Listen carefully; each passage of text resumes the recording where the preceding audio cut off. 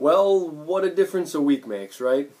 Week-to-week league, as they like to say. The NFL is a week-to-week league. You never know what you're going to get one week to the next. What type of performance you're going to get from a team. It's parity. Parity at its finest. Granted, the Bills have been at the bottom of that for the large part of the last 2 decades. But I think you understand the overall point. Obviously, the Bills were blanked, goose-egged by the Packers this past Sunday, 22-0. And I think, honestly, most of us would have taken 22 points from Green Bay going into that game. I mean, if you had to sign up for 22 Green Bay points, you're doing that, right? Like, just get to 23 and you'll beat the Packers in Lambeau. I would have, personally. I feel like most fans probably feel the same way. I wasn't too disappointed with the way the defense played, despite the fact they allowed 423 yards. They allowed 141 on the ground, which is the most they've allowed on the ground this season. And that was mostly in the first half. I've been very impressed by the second half defense. Obviously, the past 3 weeks, they've only allowed 6 points in each of them. 6 points to the Chargers, 6 points to the Vikings, 6 points to the Packers. It's just depends on what type of performance you're really getting from the offense, obviously. And I'm not even sure where to start with that. Josh Allen was certainly not the same Josh Allen he was against Minnesota. And everything that you saw pretty much come out about him coming into the draft, every critique that you had seen of him is pretty much was shining through. The playing hero ball, the bouncing out of the pocket, the pre-snap recognition, and that really, to me, that was the biggest thing for me, at least, was the pre-snap recognition. And I've seen some things going on around Twitter and videos and whatnot that basically it's when he gets to the line, he's getting to the line with enough time to assess what's going on. He's just not getting the right reads on blitzes and pickups and whatnot, and identifying. I think the term that they like to use is "who's hot." Like, oh, I'm gonna have this. This is what the defense is gonna give me, and I know that this is what Daboll's offense is predicated around, as I've mentioned in the past.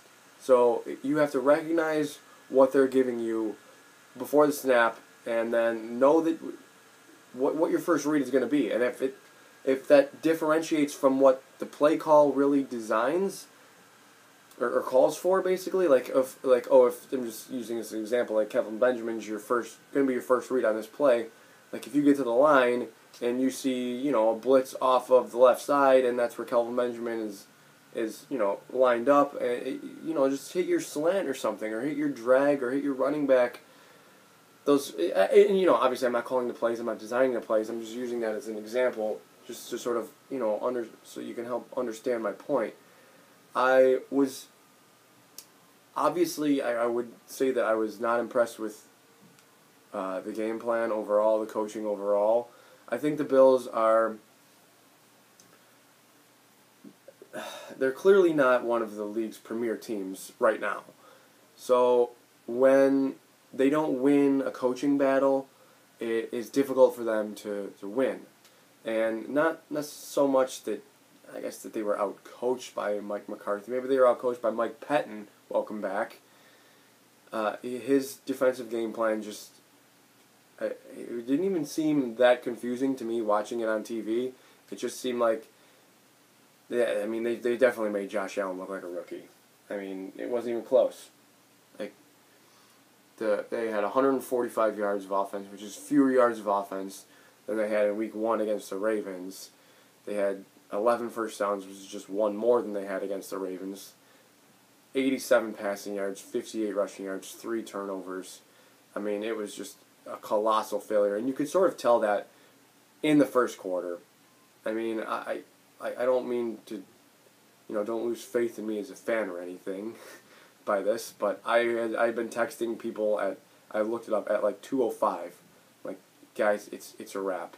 It might have been, I don't know, what was the score, 13-0 at the time?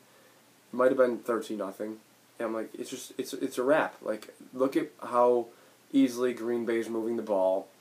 Look at how like the Bills are just gnawing and clawing just to get first downs, and those are just the type of trends that you see that you can see early in the games. Will let you know how things are going to go. Like you can tell when teams are battling one another.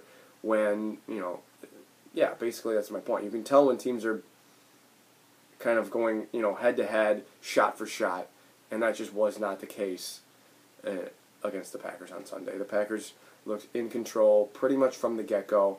They almost let the Bills crawl back into the game with like an almost pick six by Ryan Lewis, a couple of turnovers here and there, but the offense was just, they were pretty helpless. And I'm not gonna, like I said, it's a group effort. I think it's on coaching, it's on Josh Allen, it's on the offensive line because the protection wasn't great, and Allen, I thought, at times had no time to throw the ball, at times was bailing out of the pocket when he didn't have to, and that's one of the habits I worry about him developing early on in his career when, you just climb it. There were times where I would see him drop back and, like, roll out right or left or whatever, and it's like, dude, just step up into it. When he gets to the end of his drop back, he's not making a decision right away or identifying that right away. Like I said, pre-snap recognition and stuff, everything that was written about him before the draft really came through on Sunday, and I'm just hoping that we look back at it like, oh, well, that was one of Josh Allen's worst games, obviously. I'm hoping that's how we look back at it, because these are things that you can identify. It's not like, holy moly, Josh Allen's not capable of making this throw. It's just, holy moly, Josh Allen isn't recognizing this, but he can learn to do that. So I'm going to remain optimistic about that. I thought that these past two games were the toughest 2 weeks on the schedule, and the Bills got out of it at 1-1. So I'm happy about that. Not that I'm calling the Bills a 10-win team by any means, but I don't think they have a super hard schedule lying ahead of them. They have 3 AFC South teams coming up. I just want to see growth. I just want to see week-to-week growth. And obviously last week was a step back. Maybe home game will help them out.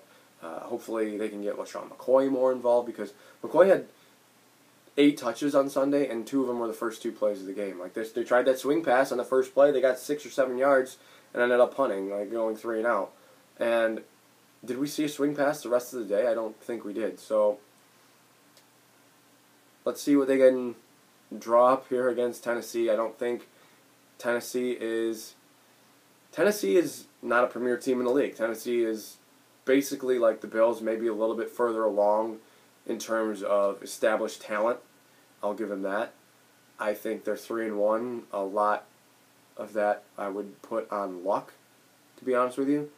I think they've overachieved, and I don't think that I would listen to an argument that they haven't. I know that some Titans fans might watch us and they'll get mad. Your offense is not explosive. They're not good on first and second down. They have a quarterback who can only feel part of his throwing hand, who's wearing a glove to help grip the ball, who put together a hell of a drive to end the game last week against the defending Super Bowl champions, converting 3 fourth downs. Again, that's kind of lucky. Again, hell of a drive, but a little bit of luck involved. Throwing up prayers for Corey Davis, who's coming down with them, who is a phenomenal talent, don't get me wrong. I just don't expect that to be sustainable. I don't think that they are destined for 10-11 wins here. They have scored 55 points in their 3-game win streak. That's 18 points a game. That's not very good. They are tough on defense, though. I'll give them that. And that is, to me, how they are staying in games, how they are, eventually winning games. Because, look against the Jaguars, they won 9-6 last week against the Eagles, 26-23 and overtime. And then who did they beat before that? The Texans 20-17. Every one of their games has been decided by 7 or fewer points. The last three wins by 3 points. So again, that's just where sort of I'm coming from. They've put together less than 300 yards of offense in 2 of those 3 games. They've got near 400 against the Eagles, which is impressive. But they've allowed over 400 yards of offense in 2 of those 3 wins.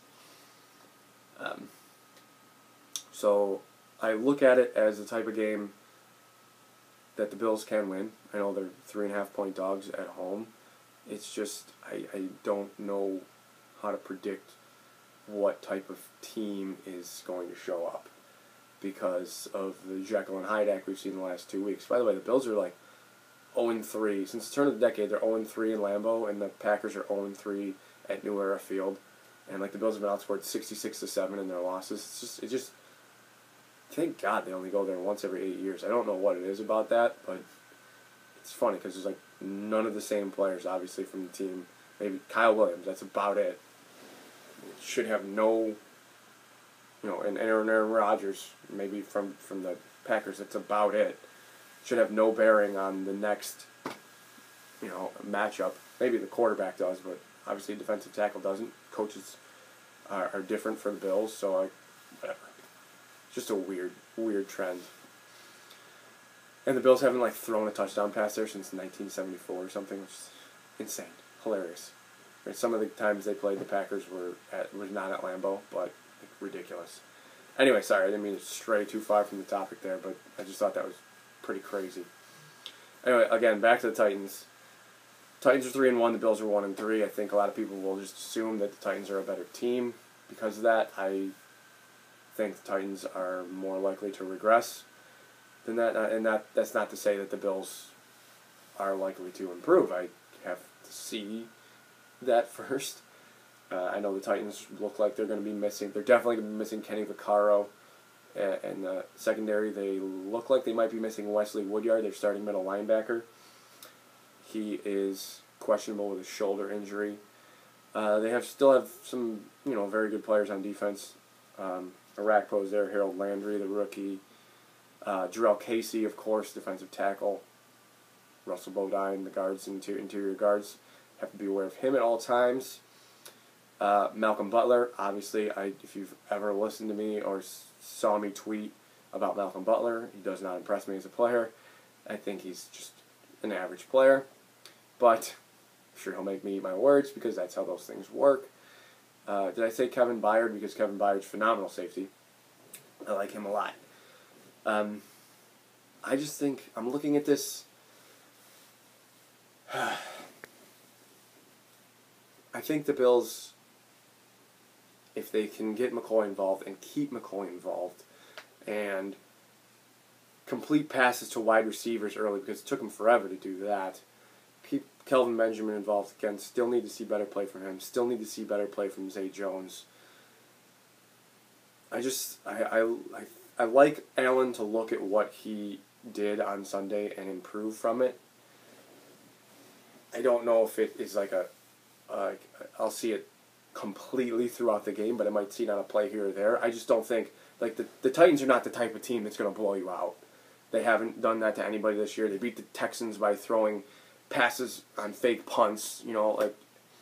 Mariota's been better. Mariota looks healthier, of course. He still has the glove, like I said, for his hand injury, but I think it's more likely than not that the Bills are going to be in this game, which thankfully, because we haven't seen a meaningful second half yet, have we?